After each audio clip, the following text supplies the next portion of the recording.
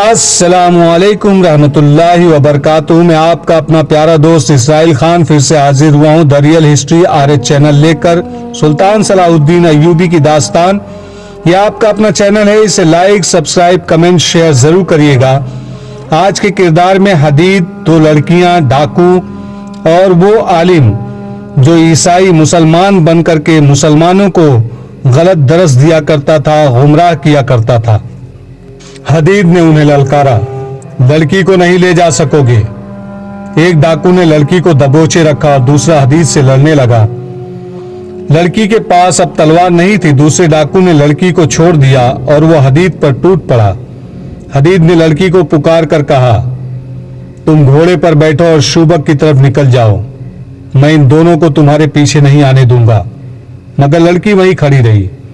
حدید نے دونوں کا خوب مقابلہ کیا۔ ڈاکوؤں نے اسے بار بار کہا، ایک لڑکی کے لیے اپنی جان مت گنواؤ میرے دوست۔ حدید نے ہر بار یہی جواب دیا، پہلے میری جان لو پھر لڑکی کو لے جانا۔ اور اس نے کئی بار لڑکی سے کہا، تم یہاں کیوں کھڑی ہو، بھاگو یہاں سے۔ آخر لڑکی نے کہا، تمہیں چھوڑ کر نہیں جاؤں گی۔ حدید زخمی ہونے لگا۔ اس نے ایک بار پھر لڑکی سے کہا، میں زخمی ہو گیا ہوں، میرے مرنے سے پہلے نکل جاؤ۔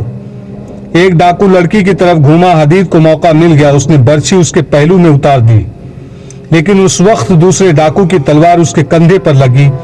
لڑکی نے ایک ڈاکو کو گرتے دیکھ لیا۔ اس نے دوڑ کر اس کی تلوار لے لی اور پیچھے سے آ کر دوسرے ڈاکو کو پیٹھ میں برچھی کی طرح اتار دی۔ وہ سنبھلنے لگا تو آگے سے حدید کی برچھی اس کے سینے میں اتر گئی۔ وہ ڈاکو بھی ختم ہو گیا، مگر اس کے ساتھ ہی حدید بھی کھڑا رہنے کے قابل نہ رہا۔ لڑکی نے اسے سہارا دیا تو اس نے کہا، تم ٹھیک ہو نا؟ مجھے چھوڑو، گھوڑے پر بیٹھو اور فوراً شوبک کو روانہ ہو جاؤ۔ اللہ تمہیں خیریت سے پہنچا دے گا۔ شوبک دور نہیں، اپنے ساتھیوں کی طرف نہ جانا، وہاں شاید کوئی زندہ نہیں ہوگا۔ زخم کہاں کہاں ہے؟ لڑکی نے اس سے پوچھا۔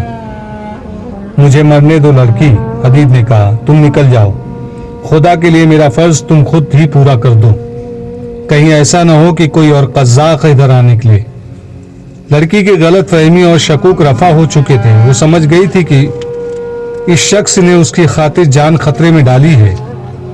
اس نے اسے اکیلا چھوڑنے سے صاف انکار کر دیا۔ دوڑ کر گئی، گھوڑے کی زین کے ساتھ بندھی ہوئی پانی کی چھاگل کھول لائی اور حدید کے منہ کے ساتھ لگا دی۔ اسے پانی پلا کر چھاگل گھوڑے کے ساتھ باندھ دی اور اس سے پوچھنے لگی کہ اس کے زخم کہاں ہیں۔ حدید نے اسے زخم بتائے تو اس نے اپنے کپڑے پھاڑے اور کچھ ٹکڑے حدید کے لباس سے پھاڑے۔ انہیں پانی میں بھگو کر اس نے حدید کے زخموں پر باندھ دیا۔ اسے اس کام کی ٹریننگ دی گئی تھی۔ اس نے حدید کو سہارا دے کر اٹھایا اور گھوڑے تک لے گئی۔ بڑی مشکل سے اسے گھوڑے پر بٹھایا۔ خود دوسرے گھوڑے پر بیٹھنے لگی تو حدید نے کہا، میں اکیلا گھوڑے پر نہیں بیٹھ سکوں گا۔ وہاں 3 گھوڑے تھے۔ لڑکی نے دانش مندی کی کہ گھوڑے ضائع کرنے مناسب نہ سمجھے۔ وہ گھوڑوں کی باگیں ایک گھوڑے کے زین کے پیچھے باندھ دی اور خود حدید کے پیچھے سوار ہو گئی۔ اس نے حدید کی پیٹھ اپنے سینے سے لگا لی اور اس کا سر اپنے کندھے پر ڈال لیا۔ شوبک کی سمت بتا سکتے ہو؟ لڑکی نے پوچھا۔ حدید نے آسمان کی طرف دیکھا، ستارے دیکھے اور ایک طرف اشارہ کر کے کہا، اس رخ کو چلو۔ پھر اس نے کہا، میں شاید زندہ نہیں رہ سکوں گا، خون نکل رہا ہے۔ جہاں کہیں میری جان نکل جائے مجھے وہیں دفن کر دینا، اور اگر تمہیں میری نیت پر کوئی شبہ تھا تو وہ دل سے نکال کر مجھے بخش دینا۔ میں نے امانت میں خیانت نہیں کی۔ خدا تمہیں زندہ و سلامت اپنے ٹھکانے پر پہنچا دے۔ گھوڑا چلا جا رہا تھا اور رات گزرتی جا رہی تھی۔ صبح طلوع ہوئی تو حدید نیم بے ہوشی کی حالت میں تھا اور اپنے آپ کو ہوش میں رکھنے کی سر توڑ کوشش کر رہا تھا۔ اس کا خون رک گیا تھا، لیکن زیادہ تر خون بہہ جانے سے اس کا جسم بے جان ہو گیا تھا۔ لڑکی نے اسے چھوٹے سے نخلستان میں اتارا، اسے پانی پلایا۔ گھوڑوں کے ساتھ کچھ کھانے کی چیزیں بندھی ہوئی تھی، وہ حدید کو کھلائی۔ اس سے اس کا دماغ صاف ہونے لگا۔ اسے پہلا خیال یہ آیا کہ پہلے وہ اس لڑکی کے محافظ تھا، اب اس کا قیدی ہے۔ لڑکی نے اسے لٹا دیا۔ وہ رات بھر گھوڑے پر سوار رہے تھے۔ کچھ دیر کے آرام سے حدید کا جسم ٹھکانے آ گیا۔ اس نے لڑکی سے کہا، شوبک دور نہیں، شاید ایک دن کی مسافت ہے۔ تم ایک گھوڑا لو اور اسے بھگاتی لے جاؤ، جلدی پہنچ جاؤ گی۔ मैं वापस चला जाऊंगा, तुम जिंदा वापस नहीं पहुंच सकोगे। लड़की ने कहा, अगर यहीं से वापस जाना है तो मुझे साथ ले चलो, तुमने मुझे अकेला नहीं छोड़ा, मैं तुम्हें अकेला नहीं छोड़ूंगी। मैं मर्द हूं, हदीद ने कहा, मेरा दिल नहीं मान रहा कि एक लड़की मेरी हिफाजत करे, इससे बेहतर है कि मैं मर जाऊं। मैं उन मामूली सी लड़कियों में से नहीं हूं जो घरों में पड़ी रहती हैं, लड़की ने कहा, और जो मर्द की हिफाजत के बगैर एक कदम नहीं चल सकती। मुझे एक फौजी मर्द समझो, फर्क सिर्फ ये है कि मेरा हथियार मेरी खूबसूरती, मेरी जवानी और मेरी चर्ब जुबानी है। मैं तुम्हारी तरह सख्तियां बर्दाश्त कर सकती हूँ, मैं शुबक तक पैदल पहुंच सकती हूँ। हदीद ने कहा, मैं तुम्हारे जज्बे की कद्र करता हूँ। डाकू हम दोनों को कितना करीब ले आए हैं, मगर हम एक दूसरे के दुश्मन हैं। तुम मेरे मुल्क की बुनियादें हिलाने की कोशिश कर रही हो और एक दिन मैं तुम्हारे मुल्क पर हमला करने आऊंगा। लड़की ने कहा, लेकिन इस वक्त मेरी दोस्ती कबूल कर लो, दुश्मनी की बातें उस वक्त सोचेंगे जब तुम तंदुरुस्त होकर अपने मुल्क में चले जाओगे। उसने हदीद की गर्दन के नीचे बाजू करके उसे उठाया। हदीद अब उठ सकता था। वो उठा और आहिस्ता आहिस्ता चलता घोड़े तक पहुंच गया। लड़की ने उसका पांव उठाकर रकाब में रखा और उसे सहारा देकर घोड़े पर सवार कर दिया। लड़की भी उसी घोड़े पर सवार होने लगी तो हदीद ने हाथ आगे करके उसे रोक दिया और कहा, तुम अब दूसरे घोड़े पर बैठो, मैं अकेला सवारी कर सकूंगा, उसके बावजूद मैं उस घोड़े पर बैठूंगी। लड़की ने कहा, तुम्हें अपने साथ लगाए रखूंगी। हदीद की जिद के बावजूद लड़की उसके पीछे सवार हो गई और जब एक बाजू उसके सीने पर रखकर उसे अपने साथ लगाने लगी तो हदीद ने मज़ाहमत करते हुए कहा, मुझे जरा अपने सहारे बैठने दो। लड़की ने उसे जबरदस्ती अपने साथ लगाकर उसका सर अपने कंधे पर डाल लिया। उसने हदीद से पूछा, मैं जानती हूं तुम मुझे बदकार लड़की समझकर मुझसे दूर रहने की कोशिश कर रहे हो। हदीद ने कहा, नहीं, मैं तुम्हें सिर्फ लड़की समझकर दूर रहने की कोशिश कर रहा हूं। अगर तुम्हें अपने करीब करने की ख्वाहिश होती तो 2 रातें तुम बेबसी की हालत में मेरे कैद में रही हो। मैं तुम्हें अपनी लौंडी बना सकता था, लेकिन मैंने अपने ऊपर शैतान का गलबा नहीं होने दिया था। अब तो मुझे ऐसे महसूस होता है जैसे मैं अमानत में खयानत कर रहा हूं। मेरे अंदर गुनाह का एहसास पैदा हो रहा है। लड़की ने उससे पूछा, तुम पत्थर तो नहीं हो? मुझे तो जिस मर्द ने देखा है, भूखी नजरों से देखा है। मैंने सिर्फ इतनी सी कीमत देकर तुम्हारी कौम के 2 मोमिनों के ईमान खरीद लिए थे। कितनी कीमत? हदीद ने पूछा। सिर्फ इतनी सी कि उन्हें पास बिठाया और सर अपने कंधे पर रख लिया था। उनके पास ईमान था ही नहीं, हदीद ने कहा।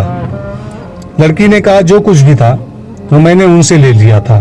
उसकी जगह उनके दिलों में अपनी कौम के खिलाफ गद्दारी डाल दी थी। वो कौन है? हदीद ने पूछा। लड़की ने जवाब दिया, अभी नहीं बताऊंगी।